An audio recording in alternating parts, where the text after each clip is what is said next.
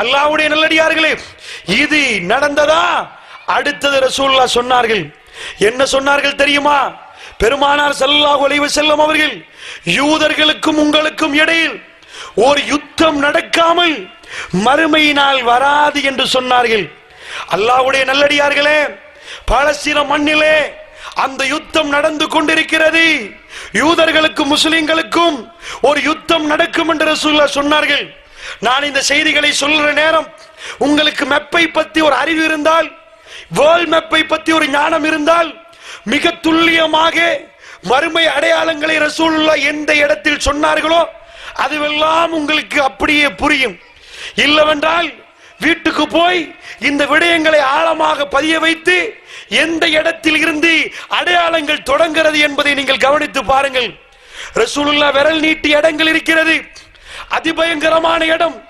இந்த உலக அழிவு நாள் வருவதற்கு முன்னாடி அந்த ஊர்களில் இருந்து சில சம்பவங்கள் நடக்கும். அல்லாஹ்வுடைய நல்லடியார்களே, அதில் முக்கியமாக ரசூலுல்லாஹ் சொன்ன இடத்தை சொல்கிறேன். ஃபுராத் என்ற ஒரு நதி, யூப்ரட்டிஸ், டைக்ரீஸ் என்று உங்கள் பிள்ளை படித்திருக்கும். இதை படிக்காத எந்த பிள்ளையும் யாரும் இருக்க மாட்டீங்க. இதிகாச பாடத்தில் ஃபுராத் நதி, யூப்ரட்டிஸ், டைக்ரீஸ் நதியை பற்றி எல்லோரும் படித்திருப்பீர்கள். இது ஸ்ரீலங்காவுடைய சிலபஸில் இருக்கிறது. மெசபத்தேமியானு என்று ஆரம்ப காலத்து மக்கள் காலத்தில் இந்த நதியை பற்றி பேசுவார்கள். உலகம் புகழ் பெற்ற சில நதிகள் உண்டு. நைல் நதி, அமேசான் நதி, யூப்ரட்டிஸ், ஃபுராத் நதி, இந்த மாதிரியான நதி. இது ஆரம்ப கால தொடக்கம் இந்த நதி ஓடுகிறது. உலக வரலாறுகளை பற்றி, சிவிலைசேஷனை பற்றி உங்கள் பிள்ளை படித்தால், நீங்கள் படித்தால், உலக வரலாறில் ஆரம்ப கால மக்களை பற்றி பேசுற நேரம் அவர்களுடைய பேர் மெசபத்தேமியானு என்று சொல்லுவார்கள். அதுதான் ஆரம்பம். இன்றைக்கு உள்ள பிள்ளைகள் படிக்கிற வரலாறு புத்தகத்தில் ஆரம்ப வரலாறுக்குரியவர்கள் மெசபத்தேமியானு மக்கள். அவர்கள் என்ன பாவித்தார்கள், என்ன யூஸ் பண்ணினார்கள் என்று வருகிற நேரம் அவர்களுடைய நதிதான் ஃபுராத் நதி. அப்படி என்றால் பண்டை காலத்து வரலாறை ஆய்வு பண்ணி பார்க்கிற நேரம் ஆரம்ப காலத்தில் யூப்ரட்டிஸ் நதியோடு தான் குடியிருப்புகள் ஆரம்பிக்கப்பட்டிருக்கிறது. அதுக்கு பிறகு இந்த சிந்து நதி, சிந்து நதியோடு அடுத்த கூட்டம் ஆரம்பிக்கிறார்கள். இப்படிதான் உலக வரலாறில் கூட்டம் கூட்டமாக, கோத்திரம் கோத்திரமாக மக்களுடைய குடியிருப்புகளை பற்றி பேசுவார்கள். இந்த ஃபுராத் நதி அந்த காலம் தொடக்கம் அது மிக பிரம்மாண்டமான ஒரு தண்ணீரை எடுத்துக்கொண்டு போகிறது. அல்லாஹ்வுடைய நல்லடியார்களே, பெருமானார் எங்க விரல் நீட்டுறார் தெரியுமா? ஃபுராத் நதிக்கு நேரடியாக விரல் நீட்டி சொன்னார்கள், ஃபுராத் நதி வத்தி அதில் இருந்து ஒரு தங்கமலை வெளியாகும். அது வெளியாகாத வரை மறுமை நாள் வராது. சஹீஹுல் முஸ்லிம், சஹீஹுல் புகாரி. அப்படி வெளியே வந்தால் அங்கே நிறைய பேர் சண்டை பிடிப்பார்கள். 100 பேர் சண்டை பிடித்தால் 99 பேர் கொலை செய்யப்படுவார்கள். ஒருவர் மட்டும் வீதாசாரம். நீங்கள் யாரும் அங்க போக வேண்டாம், நீங்கள் யாரும் அதை எடுக்க வேண்டாம். சகோதரர்களே, நான் பேசுற இந்த செய்தி என்னவென்றால் இந்த யுகத்துக்குரிய செய்தி. ஒரு 2 வாரங்களுக்கு முன்னாடி விடிவெள்ளி பத்திரிகையில் நீங்கள் படித்திருப்பீர்கள், யூப்ரட்டிஸ் நதி அதிபயங்கரமாக வத்திருக்கிறது.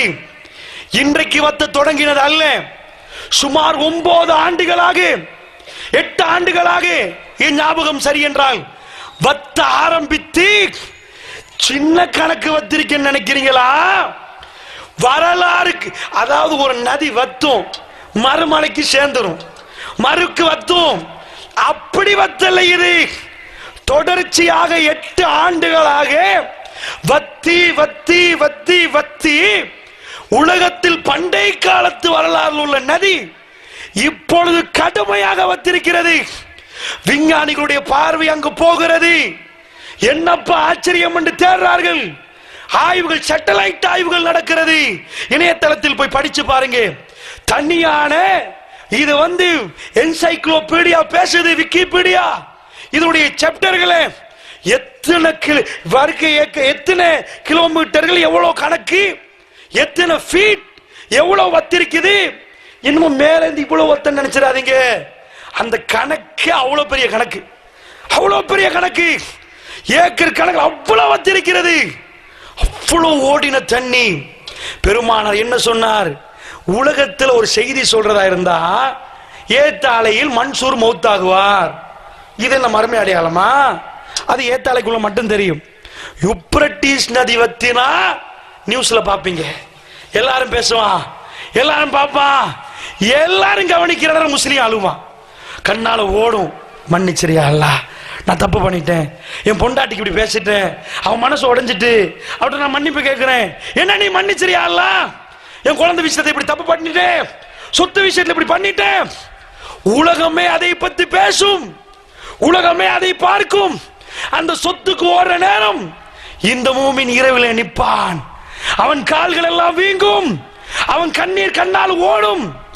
இந்த மாற்றம் நடக்கிறதுக்கு அல்லாஹ் என்ன பண்றான்? அல்லாஹ்வுடைய தூதர் அடையாளம் என்று சொல்லி இன்னமும் ஆடு மேய்ச்ச வீட்டுக்குள்ள நடக்கிற ஆட்டுக்குட்டி போடுறதெல்லாம் சொல்லல, இது மாட்டுக்குட்டி நடந்தா அப்படி சொல்லல, மிக தெளிவாக சொல்லுகிறார்கள், துல்லியமா சொல்றார்கள், மெப்ப கீத்து சொல்லுகிறார்கள்.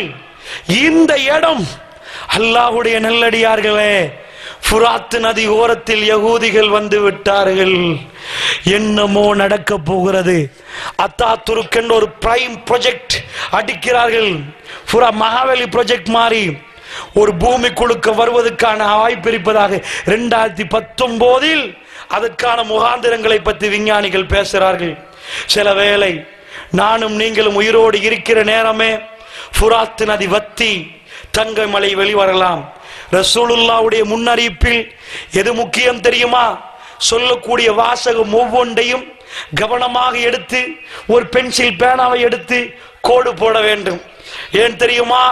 எந்த வார்த்தையும் வீணில்லை. ஃபுராத் நதியில் தங்கமலை வெளிப்படும் என்று சொல்லவில்லை, நதி வத்தும் என்று சொன்னார்கள். வத்துவதே பெரிய அதிசயம். வத்துறது மகவலி நதி இல்லை, அது வத்துறதே அதிசயம். பண்டைக்கு அந்த காலத்திலிருந்து கடுமையான நீரால ஊட்டப்பட்டு எத்தனையோ இடங்களில் இருந்து அதுக்கு நீர் பொக்கிஷங்கள் கிடைக்கிறது. அப்படி ஒரு அப்படி ஒரு நதி வத்துமா? அவ்வளவு நீரூற்றுகள், அவ்வளவு நதி, அவ்வளவு தண்ணி சேருது, எவ்வளவு இடங்கள்ல இருந்து தண்ணி வருகிறது. அது வத்த ஆரம்பித்து 8 ஆண்டுகள் என்றால் இந்த 2 கிழமைக்கு முன்னாடி உலகமே அதை பத்தி திரும்புது என்றால் அதிபயங்கரமான சில மாற்றங்கள், அதிபயங்கரமான சில மாற்றங்கள். அதனாலதான் விடிவெள்ளி பத்திரிகை அதை பற்றி போடுகிற அளவுக்கு, என்சைக்ளோபீடியாக்கள் அதுக்கு கவனம் செலுத்துற அளவுக்கு, விஞ்ஞானிகள் அதை பற்றி கூர்ந்து கவனிக்கிற அளவுக்கு நடக்கிறது. சில வேளை இன்னும் 1-2 ஆண்டுகளில் நாம் வாழுகிற நேரத்திலேயே அந்த தங்கமலை நம் கண்களால் பார்க்கக்கூடிய நிலைமை வரலாம். அல்லாஹ்வுடைய நல்லடியார்களே, நாயகம் ஸல்லல்லாஹு அலைஹி வஸல்லம் சொன்னால் அது நடக்காமல் இருக்குமா? அல்லாஹ்வுடைய நல்லடியார்களே, நம்முடைய வாழ்க்கையெல்லாம் அல்லாஹ்வின் பக்கம் திருப்பி நாம் கண்கள் செய்த விபச்சாரத்தை விட்டும் இந்த கண்களை பாதுகாத்து, காதுகள் செய்கிற அநியாயத்தை விட்டும் நம்முடைய காதுகளை பாதுகாத்து இறை அடியார்களாக மாறி நம்முடைய மரணம் சம்பவிக்கிற நேரம் நாம் மௌத்தாகினால் பெருமானாரோடு சுவர்க்கத்தில் வாழ முடியுமான ஒரு நிலைமையில் நானும் நீங்களும் மரணிக்க வேண்டும் என்று சொன்னால், அல்லாஹ்வுடைய நல்லடியார்களே, இந்த மாதிரியான அடையாளங்கள் எல்லாம் ரசூலுல்லாஹ் தேவையில்லாமல் சொல்லவில்லை, ஏதோ காதுக்கு கேட்டும் கேட்காமலும் போங்கள் என்று சொல்லவில்லை. நம்ம சம்பவிக்கிற நேரம் இதனுடைய உண்மை தன்மை உணர்ந்து நாமெல்லாம் தேம்பி தேம்பி அழுது அல்லாஹ்விடம் மன்றாடி இந்த உலகத்துடைய துன்யாவுடைய மோகத்தை தள்ளி இமாம்கள் எல்லாம் தன்னுடைய வாழ்நாளில் பிரயாணம் செய்கிற நேரம் கையிலே ஒன்றை எடுத்துக்கொண்டு ஒரு புத்தகத்தை எடுத்துக்கொண்டு அல்லாஹ்வுக்காக வேண்டி என்று ஏராளமான ஹதீஸ்களை தொகுத்து மக்கள் மயப்படுத்தி இதனால் நன்மை கிடைக்கும் என்று பெரியாவிடை கொடுத்தார்களே, அப்படி பெரியாவை கொடுக்கக்கூடிய நல்லடியார்களாக மாறுவதற்கு இந்த அடையாளங்கள் எல்லாம் நமக்கு தேவை. ஏராளமான இமாம்கள் அவருடைய வயிறில் பாதி நிறைந்திருக்கும், மறுபாதி எதுவுமே இருக்காது. அல்லாஹ்வுடைய சிந்தனையில் இந்த உம்மத்தை காக்க வேண்டும் என்பதற்காக இமாம் புகாரி தொடக்கம் ஏராளமான இமாம்கள் தன்னுடைய வேதனையை வழங்காமல், வருத்தங்கள் வழங்காமல் அல்லாஹ்வுடைய பாதைகள் எவ்வளவு எழுதி வைத்திருக்கிறார்கள். மஜ்மு ஃபத்தாவா இமாம் இப்னு தைமியா லைப்ரரிக்கு போய் பாருங்கள், 25 வால்யூம். இங்க இருந்து ஆரம்பித்தால் சகோதரிகளே அந்த அளவுக்கு அந்த புத்தகம் வரும். ஒன்று ஒன்று ஒன்று ஒன்றாக மஜ்மு பத்தாவா ஜுஸு அவ்வல், ஜுஸு சானி, இரண்டாவது பாகம், மூணாவது பாகம், 25 பாகங்கள். சுப்ஹானல்லாஹ். ஜாதுல் மாத் இமாம் இப்னு ஜௌசி ரஹ்மத்துல்லாஹி அலைஹி அவர் ஹஜ்ஜுக்கு போகிறார். போகிற பிரயாணத்தில் எழுதின கிதாப் ஜாதுல் மாத். சுப்ஹானல்லாஹ்.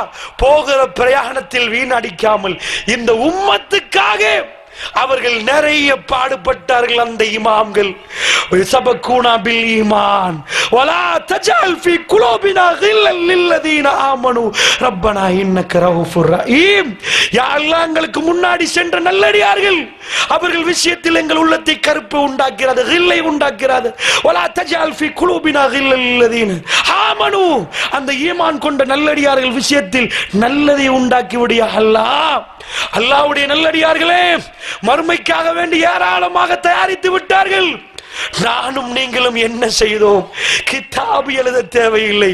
நாங்கள் தஅவா களத்தில் என்ன செய்தோம்? எங்கள் வாழ்க்கையில் எவ்வளவு அர்ப்பணிப்புகள்!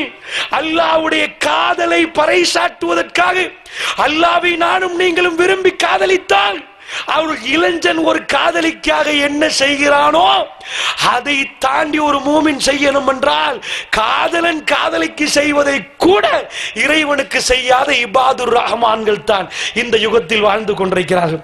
அப்படி என்று சொன்னால் அல்லாஹ் என்னையும் உங்களையும் பாதுகாக்க வேண்டும். ஃபுராத் நதி வத்த தொடங்கிவிட்டது. இன்னொரு பாகம், நான் அந்த ஹதீஸை படிக்கிற நேரம் என்னுடைய ஆசான் அவர் சொன்னார், நான் வாழுகிற நேரத்தில் இது சம்பவிக்குமோ தெரியாது என்று. சஹீஹுல் முஸ்லிம், சஹீஹுல் முஸ்லிம்ல இந்த செய்தி வருகிறது. என்ன? ரசூலுல்லாஹ் ஈராக்கை காட்டி சொன்னார்கள், ஈராக்குக்கு பொருளாதார தடை வரும். சஹாபாக்கள் கேட்டார்கள், யார் ரசூலுல்லாஹ், ஈராக்குக்கு பொருளாதார தடை வருமா? அது வராமல் யுக முடிவு நாள் வராது, மறுமை நாள் வராது என்று சொன்னார்கள். நாங்கள் ஆச்சரியப்பட்டோம். கிஸ்ரா, கைசர், மிக பெரும் வல்லரசுகள், ரோம பாரசீகங்கள், அந்த இதுக்கு இப்படி வருமா? சகோதரர்களே, சஹாபாக்களுக்கு அப்படி வந்தா பிரச்சனை இல்லை. அவங்க ஏழைகள், அவங்களுக்கு ஆல்ரெடி பொருளாதார தடை வந்து இருக்குது. ஈராக்குண்டா பிரம்மாண்டமான நாடு. அந்த டைம்ல அந்த ஈராக்குக்கு பொருளாதார தடை வருமா? அவங்க பாக்குறாங்க, நம்ம காலத்துல அமெரிக்கா, ரஷ்யா மாதிரி இதுக்கு வருமா? பெருமானார் சொன்னார், வரும். அது வரும் வரைக்கும் மறுமை நாள் வராது. அடுத்தது ரசூலுல்லாஹ் சொன்னார்கள், அதுக்கு பிறகு ஷாமுக்கு பொருளாதார தடை வரும் என்றார்கள். சிரியாவை காட்டி சொன்னார்கள், சூரியா, இந்த ஷாமுக்கு பொருளாதார தடை வரும், அது வரும் வரைக்கும் மறுமை நாள் நிகழாது. சஹீஹுல் முஸ்லிம். அல்லாஹ்வுடைய நல்லடியார்களே, நாம் படிக்கிற நேரம் அவர் சொன்னவர் மரணித்து விட்டார். டாக்டர் நுபா ஃபாரூக் படித்து தருகிற நேரம் சொன்னார், இந்த ஈராக்குக்கு பொருளாதார தடை வந்து விட்டது, நாம் கண்கூடாக பார்க்கிறோம், அது வந்து விட்டது. அடுத்தது சிரியா, வல்லாஹி சிரியா என்றார். சிரியாவுக்கு வரும் வரைக்கும் நான் இருப்பேனா இல்லையாண்டு தெரியாது என்றார். ஜித்தாவிலே அவர் மௌத்தாகி விட்டார். அல்லாஹ்வுடைய நல்லடியார்களே, இன்றைக்கு சூரியாவுடைய நிலைமை என்ன? சிரியாவுடைய நிலைமை என்ன? உலக வரைபடத்தை எடுத்து வேர்ல்ட் பொலிட்டிக்கலை படித்து பாருங்கள், அதிபயங்கரமான நிலைமை.